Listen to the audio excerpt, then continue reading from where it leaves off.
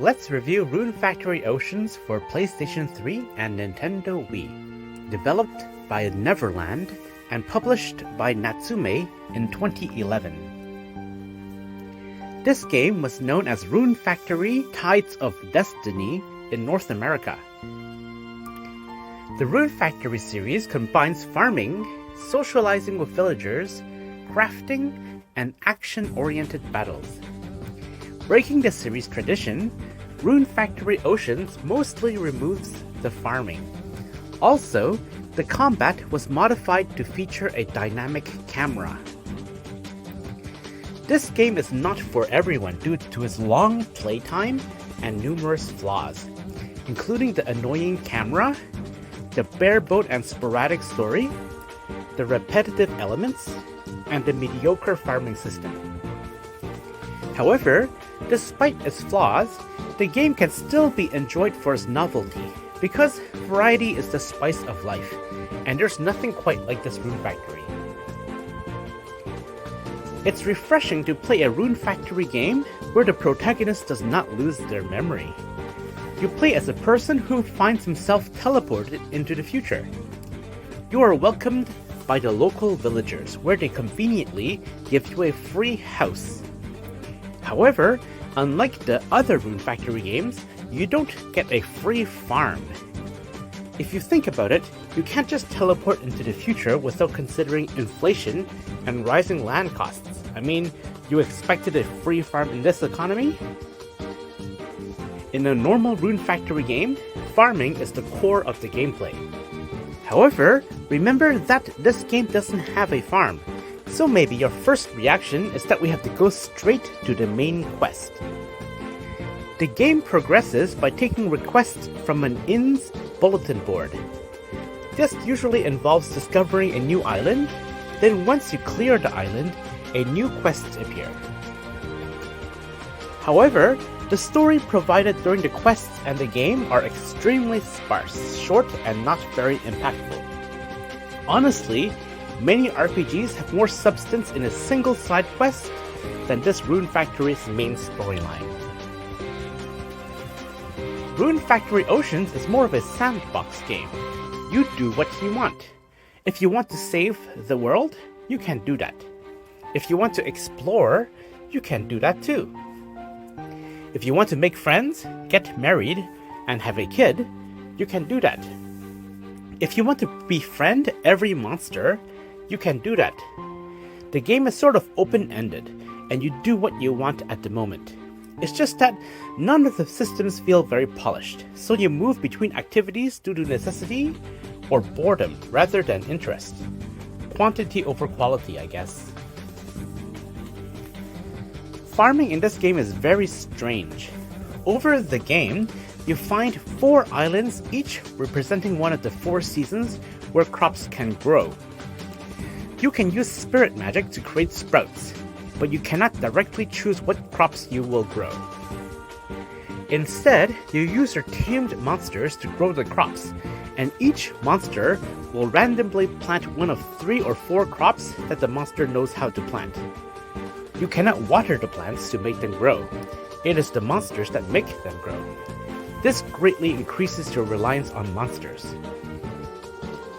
Surprisingly, one of the funnest part of the game is managing your monsters. You can befriend almost every monster you encounter, and the monsters are very cute.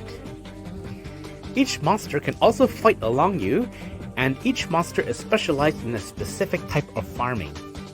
I like how you can name each monster. You see your monsters sleeping in the early morning and night, which is something you don't see in most games. Another noteworthy thing about this game is its heavy reliance on crafting gear. You absolutely need good gear and buffs to progress through the game, and getting that gear is very time consuming and a slow process.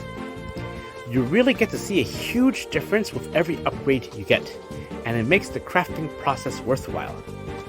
The battle is won outside of the battlefield.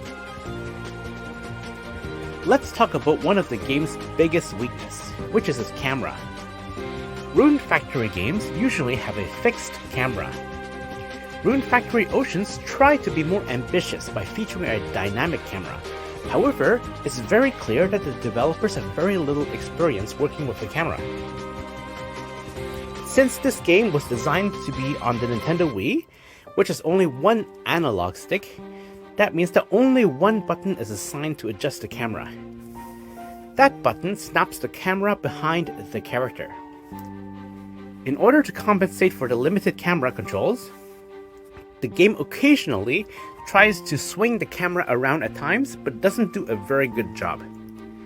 Moreover, the camera movement seems very jarring, and frequently hides behind an object, making the action obstructed. And there's no way to move the camera unless you move the character first.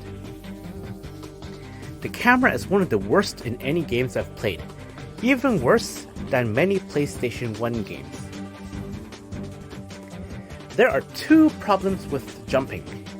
This game's jump button and the button to talk to villagers are mapped to the same button. If you're not perfectly lined up with the villager, you'll jump instead of talking to them. If you try talking again too early after landing, you'll jump again. This happened hundreds of times during my playthrough. It is rare I have this much difficulty talking to villagers in any game. If you step on a terrain that isn't flat, your character will jump automatically. Also, if you move off a cliff or against a cliff, the character will automatically jump off the cliff or jump up the cliff. This makes combat near ledge very unpredictable, as your character keeps jumping instead of attacking. The camera also spins wildly while jumping, and combined with the limited camera control, it's very easy to lose orientation. Another weakness of this game is its difficulty of finding information. Very important mechanics are never properly conveyed to the user. For example, if your golem is in the middle of the ocean and you want to stop controlling the golem, you have to press up on the direction pad. However, the prompt for the command is missing, probably because someone forgot to put it in. However, even with all the flaws, I still really enjoyed playing this game, and I do not regret the full launch price over 10 years ago when it first came out. Even though I enjoyed it, it takes a specific type of gamer to enjoy this game, so it's definitely not recommendable unless you're into this type of game, and if you have a tolerance to flaws. If you like village life games like Harvest Moon, or enjoy action or adventure games, you should check out one of the other Rune Factory games. Just perhaps leave this game for a bit later when you're looking for variety.